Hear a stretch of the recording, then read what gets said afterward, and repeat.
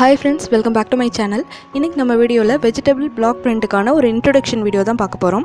இந்த vegetable block printக்கு என்னென்ன materials தேவை, brush ஓட sizes, என்னென்ன fabricல இந்த painting நம்ம யூஸ் பண்ணலாம், இது எல்லா டீடைலுமே நம்ம ஒவ்வொண்ணா தெரிஞ்சுக்க போறோம்.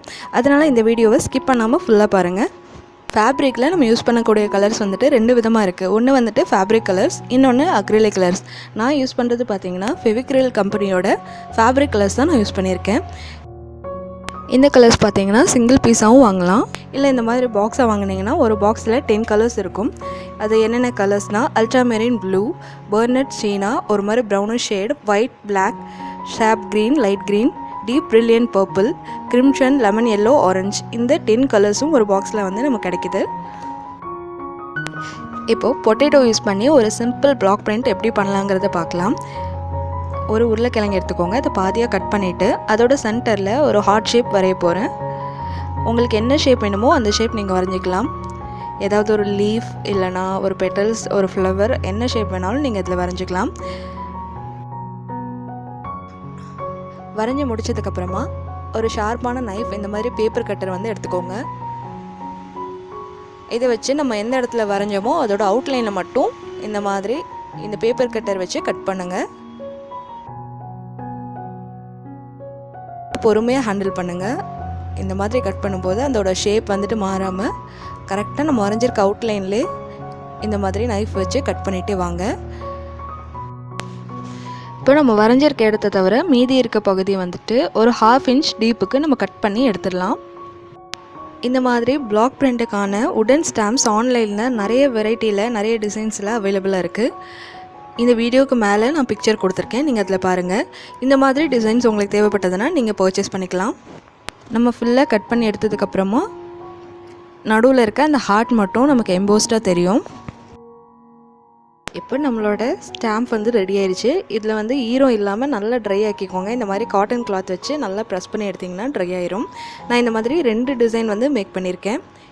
இந்த மாதிரி ட்ரை ஆனதுக்கப்புறமா உங்களுக்கு என்ன கலர் தேவைப்படுதோ அந்த கலர் பெயிண்ட் எடுத்துக்கோங்க. நல்லா ஷேக் பண்ணிவிட்டு ஓப்பன் பண்ணி ப்ரஷில் கொஞ்சம் கொஞ்சமாக எடுத்து அந்த டிசைன் மேலே அப்ளை பண்ணிக்கோங்க. இப்போ கிளாத்தில் இந்த மாதிரி ப்ரெஸ் பண்ணி எடுத்திங்கன்னா அதோட இம்ப்ரெஷன் வந்து அப்படியே கிளாத்தில் வந்து விழுந்திருக்கும். இப்போது இந்த ஹார்ட் ஷேப் எப்படி இருக்குங்கிறத பார்க்கலாம். இதுக்கு நான் எல்லோ கலர் வந்துட்டு அப்ளை பண்ணுறேன். இதில் நான் 0 சைஸ் ரவுண்ட் ப்ரஷ் தான் யூஸ் பண்ணியிருக்கேன். இந்த பிளாக் பிரிண்ட்டுக்கு நீங்கள் எந்த வகையான ப்ரஷ் வேணுனாலும் யூஸ் பண்ணிக்கலாம். இதுவே நீங்கள் ஃப்ரீ ஹேண்ட் பெயிண்டிங் அந்த மாதிரி பண்ணணும்னு நினச்சிங்கன்னா இதுக்கு நிறைய வகையான ப்ரஷஸ் இருக்குது. Philbert brush, flat brush, angular brush, fan brush, இந்த மாதிரி நிறைய டைப் ப்ரஷஸ் வந்து நமக்கு ஆன்லைன்லேயே கிடைக்குது. உங்களுக்கு தெரியணுங்கிறதுக்காக இந்த வீடியோக்கு மேலே நான் டிஸ்பிளே பண்ணியிருக்கேன், நீங்கள் அதில் பாருங்கள். இந்த மாதிரி எல்லா ப்ரஷ் டைப்பும் சேர்ந்து காம்போ பேக்காக கிடைக்குது. உங்களுக்கு வேணுன்னா இந்த மாதிரி பர்ச்சேஸ் பண்ணிக்கலாம். இந்த மாதிரி ஹார்ட் ஷேப் வச்சு இப்போ நம்ம ஒரு ஃப்ளவர் மேக் பண்ணிட்டோம்.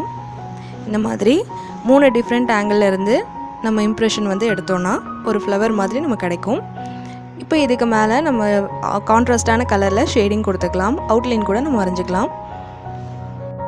இந்த painting cotton, polyester blend, linen, silk, இது எல்லா ஃபேப்ரிக்லையுமே இந்த ஃபேப்ரிக் பெயிண்ட்டையும் இந்த பிளாக் பிரிண்ட்டையும் நம்ம வந்துட்டு அப்ளை பண்ணிக்கலாம். இந்த பெயிண்டிங் கம்ப்ளீட் பண்ணதுக்கப்புறமா ஒரு 7 நாளைக்கு நல்லா ட்ரை அவுட் ஆக விட்டுறணும். அதுக்கப்புறம் தான் நம்ம வாஷ் பண்ணணும். கம்பல்சரி மிஷின் வாஷ் பண்ணக்கூடாது, ஹேண்ட் வாஷ் தான் பண்ணணும். அதுக்கப்புறம் ப்ரஷ்ஷெல்லாம் யூஸ் பண்ணி ஸ்க்ரப் பண்ணி தேய்க்கக்கூடாது. வாஷ் பண்ணும்போது ஒரு மைல்டான ஷாம்புவோ டிட்டர்ஜென்ட்டோ யூஸ் பண்ணி வாஷ் பண்ணுங்கள். இந்த மாதிரி நீங்கள் ஹேண்டில் பண்ணிங்கன்னா ரொம்ப நாளைக்கு இந்த பெயிண்டிங் வந்து போகாமல் அப்படியே இருக்கும்.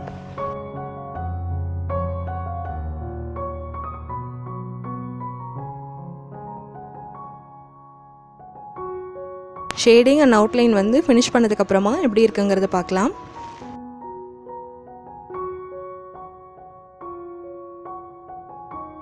இதுதான் இந்த ஃப்ளவரோட ஃபைனல் லுக். இந்த வீடியோ உங்களுக்கு யூஸ்ஃபுல்லாகவும் இன்ஃபர்மேட்டிவாகவும் இருந்திருக்கும்னு நினைக்கிறேன். இந்த வீடியோ உங்களுக்கு பிடிச்சிருந்ததுன்னா லைக் பண்ணுங்கள், ஷேர் பண்ணுங்கள், சப்ஸ்கிரைப் பண்ணுங்கள். கூடவே பக்கத்தில் இருக்க பெல் ஐக்கானை கிளிக் பண்ணிவிட்டு அதுக்கு மேலே தெரிகிற ஆல்ங்கிற ஆப்ஷனை கிளிக் பண்ணுங்கள். அப்போ தான் என்னோட எல்லா புது வீடியோவையும் நீங்கள் ரெகுலராக பார்க்க முடியும்.